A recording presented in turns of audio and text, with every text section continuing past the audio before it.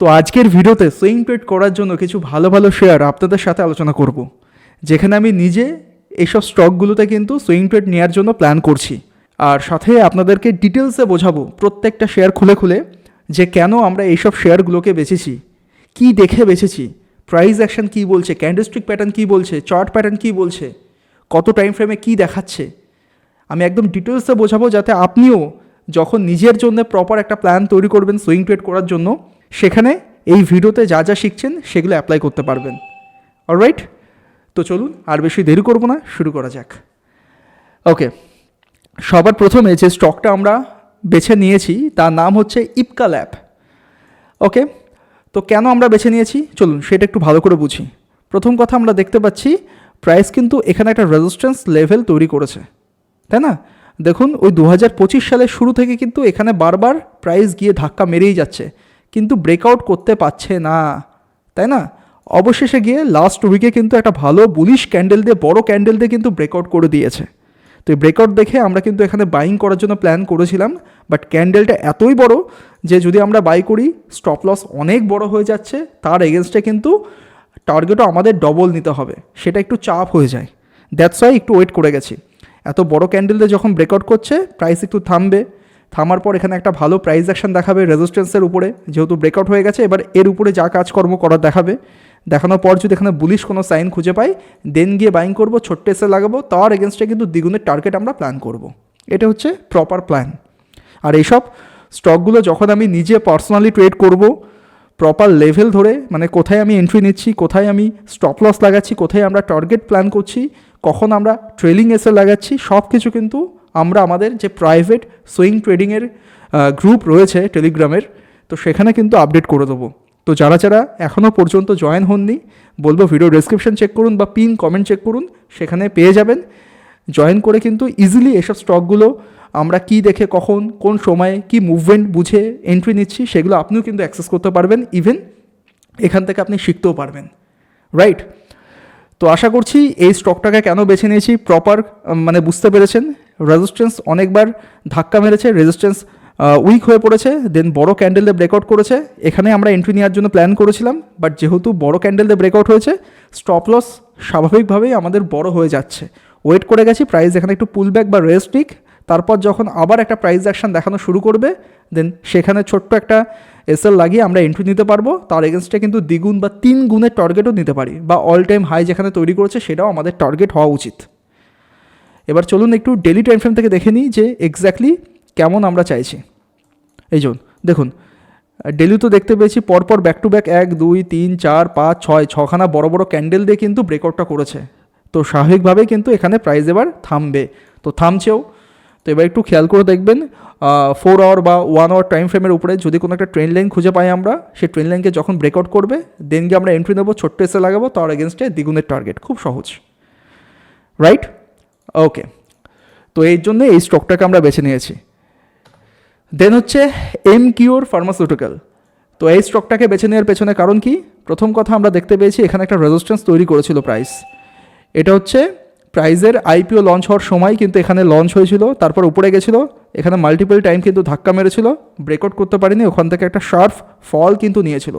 দেন এখানে একটা ভালো inverse head and shoulder pattern তৈরি করে আবার মার্কেট উপরে গেছে, সেম রেজিস্ট্যান্স পয়েন্টে আবার টাচ করেছে, ব্রেকআউট করতে পারিনি। দেন অবশেষে এই রেজিস্ট্যান্স পয়েন্টের কাছাকাছি অনেকক্ষণ হোল্ড করে একটা ভালো ক্যান্ডেল দিয়ে ব্রেকআউট করেছে। তো ব্রেকআউট দেখে আমি এই লেভেলের উপরে কিন্তু এন্ট্রি নিয়ে নিয়েছি। আর এন্ট্রি নেওয়ার সাথে সাথে আমরা আমাদের কিন্তু যে টেলিগ্রাম গ্রুপ রয়েছে সেখানে কিন্তু আপডেটও করে দিয়েছি, রাইট? দেখুন, 1 সেকেন্ড, এই দেখুন এমকিউর লিখে দিয়েছি যে এন্ট্রি প্রাইস কতই হবে, স্টপ লস কতই হবে, টার্গেট কত হবে, রিস্ক টু রিওয়ার্ড রেশিও কত হবে, ওকে, কখন এন্ট্রি নিয়েছি, সব কিছু কিন্তু মেনশন করে দিয়েছি। তো গ্রুপে থাকলে কিন্তু আপনি এগুলো অ্যাক্সেস করতে পারবেন। তো যাই হোক, সিম্পল এখানেও তাই, প্রপার রেজিস্ট্যান্স আগে ব্রেকআউট হয়েছে, তারপর বুঝে আমরা এখানে এন্ট্রি নিয়েছি, ছোট্ট এসএল লাগিয়েছি, তার এগেনস্টে দ্বিগুণের টার্গেট আমরা প্ল্যান করছি। আর যেহেতু এটা একটা IPO kind of stock, already 1 বছরও ওভার হয়ে গেছে, তো তার জন্য আমি আশা করছি হয়তো একটা ভালো মুভমেন্ট আগামী সময় হলেও হতে পারে। লেটস সি কী হয়, এবার পুরোটাই ডিপেন্ড করছে মার্কেটের উপরে। আমরা একটা প্রপার প্ল্যান বা প্রপার অ্যানালিসিস করে ভালো জায়গায় এন্ট্রি নিতে পারি, দেন সেটা আদৌ মার্কেটে ওয়ার্কআউট করবে কি করবে না সেটা মার্কেটই বলে দেবে। তার জন্য আমাদের স্টপ লস কিন্তু স্ট্রিক্টভাবে লাগিয়ে বসে থাকতে হবে। যদি স্টপ লস হিট হয় একদম রোবটভাবে কিন্তু স্টপ লস থেকে এক্সিট নিয়ে বেরিয়ে আসতে হবে। ওখানে মন থেকে খারাপ ভেবে কিছু লাভ নেই যে এত সুন্দর এত কিছু বুঝে আমরা ট্রেড নিয়েছি, কেন স্টপ লস হিট হচ্ছে, এগুলো ভাবলে কিন্তু চলবে না। স্টপ লস হিট মানে stop loss hit, target hit মানে টার্গেট হিট। মার্কেট যদি ভালো রিদমের সাথে ভাগতে শুরু করে, আমরা স্টপ লসটাকে ট্রেল করে আরও পজিশনটাকে সিকিউর করে নেবো, যাতে পকেট থেকে 1 টাকা লস না যায়। সেগুলো সবই গ্রুপে আমি আপডেট করে দেবো। তো এর জন্য এমকিউর ফার্মাসিউটিক্যালকে আমরা বেছে নিয়েছি। আই হোপ বোঝাতে পারলাম। তারপর হচ্ছে জিএসপিএল। তো এই স্টকটাকে বেছে নেওয়ার পেছনে কারণ কি ভালো করে বুঝুন। এটা অনেকটা কী বলুন তো সাইডওয়েজ টাইপের স্টক রয়েছে, বাট নিচের দিকে যে ট্রেন লাইনটা তৈরি করেছে না, এখানে প্রাইস যতবারই আসছে, আসার পর কিন্তু একটা বাউন্স ব্যাক করছে। দেখুন যতবারই টাচ করছে বাউন্স ব্যাক করছে। তো রিসেন্টলি কিন্তু এখানে টাচ করে একটা বাউন্স ব্যাক করেছে, ওপর দিক দিয়ে একটা ট্রেন্ড লাইনও আসছিল, সেই ট্রেন্ড লাইনকে ব্রেকআউট করে আবার পুল ব্যাকও নিচ্ছে। তো এইসব জায়গায় যদি ভালো কোনো bullish candlestick pattern daily time ফ্রেমের উপরে খুঁজে পাই, দেন অবশ্যই আমরা এখানে কিন্তু ছোট্ট এসএল লাগিয়ে, বা বলা যায় এই যে ট্রেন লাইন আছে টোটাল এই ট্রেন লাইনের নিচে 2-5 পয়েন্ট ছেড়ে বাফার দিয়ে কিন্তু আমরা এসএল লাগাতে পারি। তার এগেনস্টে কিন্তু 2-3 গুণের টার্গেটও কিন্তু পাওয়া যেতে পারে, কারণ যতবারই এই লেভেলে টাচ করেছে, মানে ট্রেন লাইনে যতবারই টাচ করেছে, মার্কেট কিন্তু ভালো মুভমেন্ট দেখিয়েছে। তো আশা করছি আগামী সময়েও সেটা দেখাতে পারে। যদি না দেখায়, স্টপ লস আমাদের কাছে রেডি থাকবে, স্টপ লস দিয়ে বেরিয়ে আসবো। ঠিক আছে, একদম ক্লিন চার্ট দেখুন, কোনো ইন্ডিকেটর বা কিচ্ছু লাগায়নি, প্রপার প্রাইস অ্যাকশনকে বুঝেছি, দেখেছি, হিস্ট্রিতে কেমন কাজ করেছে সেটাই আমরা ফিউচারের জন্য প্ল্যান করছি, এর বাইরে কিচ্ছু না। ওকে, তো ডেলিতে একটু দেখে নিই। দেখুন ডেলিতে দেখতে পাচ্ছি এই ট্রেল লাইনটাকে কিন্তু উপর দিক দিয়ে যে লাইনটা তৈরি করেছে সেটাকে ব্রেকআউট করে কিন্তু পুল ব্যাক নিয়েছে। তো একটু ফলো করুন, যদি এখানে একটা ভালো প্রাইস অ্যাকশন, ভালো ডাব্লু প্যাটার্ন বা বুলিশ কোনো প্রাইস অ্যাকশন খুঁজে পাই, দেন এই পুরোপুরি ট্রেন লাইনের নিচে আমরা স্টপ লস লাগাবো উইকলি টাইম ফ্রেম অনুযায়ী। তার এগেনস্টে কিন্তু দ্বিগুণের টার্গেট আমরা রাখবো। তো এর জন্য আমরা জিএসপিএলকে সিলেক্ট করেছি। এরপর হচ্ছে ইন্ডাসইন্ড ব্যাঙ্ক, এটাকে অলরেডি আমরা ট্রেড নিয়ে নিয়েছি আমাদের গ্রুপে, সেটাও আমি গ্রুপে মেনশন করে দিচ্ছি যে কখন নিয়েছি। এ দেখুন আমরা 9 জানুয়ারি কিন্তু গ্রুপে আপডেট করে দিয়েছি। ইন্ডাসইন্ড ব্যাঙ্কে আমরা 884 বা 85 লেভেলে এন্ট্রি নিয়েছি। স্টপ লস কত লাগিয়েছি, টার্গেট কতই প্ল্যান করছি, এগুলো বলে দিয়েছি। Even as per plan market কিন্তু ভালো রকমের ভাগছে। অলরেডি 1:1 টার্গেট কিন্তু আমরা অ্যাচিভ করে নিয়েছি, এখনও 1:2 এর টার্গেটের জন্য ওয়েট করে আছি। এবার কি করব, আমরা আমাদের যে স্টপ লস এখানে লাগিয়েছি 818-তে, সেটাকে ট্রেল করে একদম কস্ট টু কস্ট লাগিয়ে দেবো। যদি মার্কেট এখান থেকে ঘুরেও ফল করে যায়, এত সুন্দর প্রফিট দেখার পরেও যদি মার্কেট নিচের দিকে ফল করে যায়, তাহলে আমরা পকেট থেকে আর লস দেবো না, কস্ট টু কস্ট এক্সিট নিয়ে বেরিয়ে আসবো। বোঝাতে পারলাম? তো কী দেখে আমরা এই ট্রেডটা নিয়েছি চলুন সেটা একটু বুঝে নিই। যদি আমরা উইকলিতে যাই তাহলে বুঝতে পারবো এখানে প্রাইস আগে একটা ভালো রকমের সাপোর্ট লেভেল তৈরি করেছিল, তারপর সাপোর্ট লেভেলকে কি করেছে, ভালো রকমের বড় বড় ক্যান্ডেল দিয়ে কিন্তু ব্রেকডাউন করে দিয়েছে। তো সাপোর্ট যেহেতু ব্রেকডাউন হয়ে গেছে, সেটা কিসের কাজ করবে, সেটা রেজিস্ট্যান্সের কাজ করবে আমরা জানি। তো অ্যাজ পার প্ল্যান কি দেখেছি, রেজিস্ট্যান্সের মতনই কাজকর্ম করেছে। এখানে কিন্তু মাল্টিপল টাইম কিন্তু রেজিস্ট্যান্স পেয়ে মার্কেট এখানে হোল্ড করেছিল, অবশেষে গিয়ে এই টোটাল জোনটাকে কিন্তু ব্রেকআউট করেছে এই ক্যান্ডেলে। খেয়াল করে দেখুন, আমি একটু বড় করে দিই, দেখুন একদম ক্লিয়ার কাট বুঝতে পারছি এই ক্যান্ডেল দিয়ে কিন্তু টোটাল এই জোনটাকে কিন্তু ব্রেকআউট করে দিয়েছে। এছাড়াও যদি একটু ভালোভাবে বুঝতে চান, দেখবেন এখানে কিন্তু একটা inverse head and shoulder pattern তৈরি করেও কিন্তু এই লেভেলটাকে ব্রেকআউট করছে, একদম ইম্পর্টেন্ট লেভেলকে। তো এই দেখে আমরা এখানে এখানে এন্ট্রি নিয়েছি, নেওয়ার পর ছোট্ট এসএল লাগিয়েছি, তার এগেনস্টে দ্বিগুণের টার্গেট প্ল্যান করছি।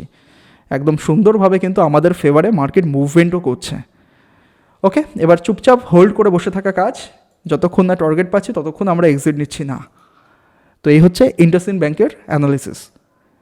ওকে, এবার হচ্ছে পারসিস্টেন্ট সিস্টেম। তো চলুন এই স্টকটাকে কেন আমরা বেছে নিয়েছি বুঝে নিই। প্রথম কথা, নো ডাউট আমরা বুঝতে পারছি ব্যাক টু ব্যাক কিন্তু হায়ার হাই হায়ার লো লাগিয়ে বুলিশ প্রাইস অ্যাকশন তৈরি করে মার্কেট উপরে যাচ্ছে। মানে যদি আমাদের ট্রেড করতে হয় আমরা বুলিশ সাইডেই বসবো। দ্বিতীয় কথা কী দেখতে পাচ্ছি, প্রাইস কিন্তু এখানে একটা রেজিস্ট্যান্স তৈরি করেছিল ভালো রকমের, সেখান থেকে মার্কেট ফল করার পর এখানে দেখুন ডাব্লু প্যাটার্ন তৈরি করার পর এখন রেজিস্ট্যান্স পয়েন্টের কাছাকাছি এসে হোল্ড করছে। তো যতক্ষণ হোল্ড করবে আমরা কিচ্ছু করব না, আর যদি মার্কেট দেখে এখান থেকে ফল করছে আমরা অ্যাভয়েড করব, এই স্টকে আমরা হাতই দেবো না। কিন্তু যদি দেখি এই স্টকটা এখানে কিছুদিন হোল্ড করার পর একটা ভালো বুলিশ ক্যান্ডেল দিয়ে সুন্দরভাবে ব্রেকআউট করে দিচ্ছে উপরের দিকে, তাহলে সেখানে আমরা এন্ট্রি নেবো, ছোট্ট এসএল লাগাবো, তার এগেনস্টে কিন্তু দ্বিগুণের টার্গেট আমরা প্ল্যান করে চলতে পারি। আগে রেজিস্ট্যান্স প্রপারভাবে ব্রেকআউট হোক, তারপর গিয়ে আমরা ট্রেড নেব। আগের থেকে পাকামি করে যে মার্কেট এবার ব্রেকআউট করে দেবে, আমরা ভেবে নিয়েছি আগের থেকে, এইসব প্ল্যান করে কিন্তু ট্রেড করলে চলবে না। প্রপার সিস্টেমেটিক ওয়েতে কাজ করতে হবে। আগে ব্রেকআউট হোক, দেন গিয়ে আমরা সেখানে এন্ট্রি নেব। আশা করি বুঝতে পেরেছেন। তো একটু ডেলি টাইম ফ্রেমে দেখে নিই যে এই জায়গায় কেমনভাবে প্রাইস মুভমেন্ট করছে। দেখুন একদম পুরো কিন্তু সাইডওয়েজ মোমেন্টামের মধ্যে এখানে আটকে আছে। শুধু ব্রেকআউট হওয়া অবধি আমরা ওয়েট করব।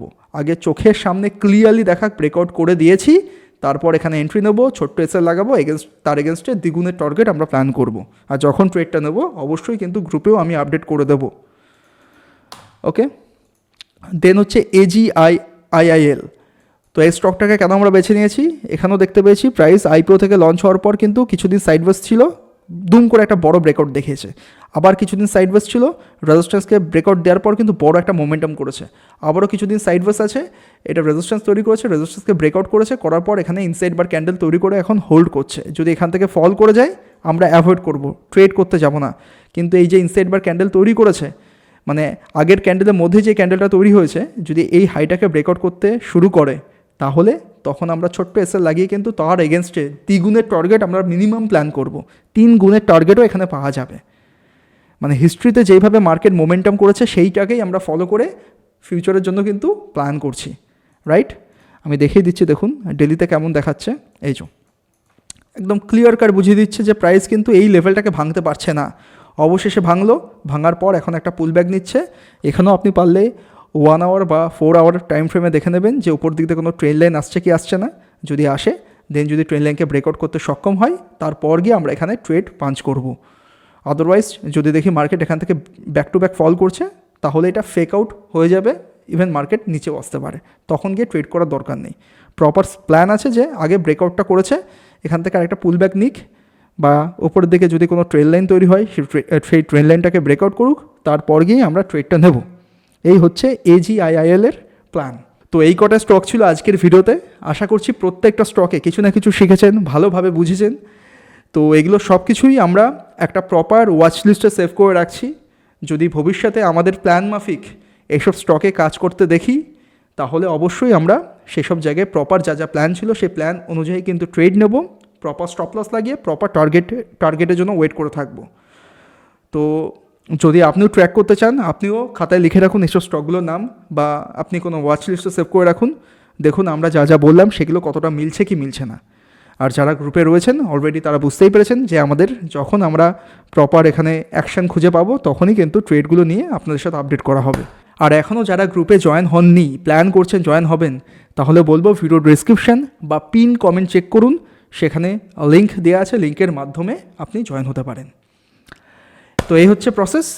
তো ভিডিওটা ভালো লেগে থাকলে প্লিজ ভিডিওটাকে লাইক শেয়ার কমেন্ট করে দিন। আর আমাদের চ্যানেলে নতুন হয়ে থাকলে চ্যানেলটাকে সাবস্ক্রাইব করতে ভুলবেন না। দেখা হচ্ছে কালকে। Good bye.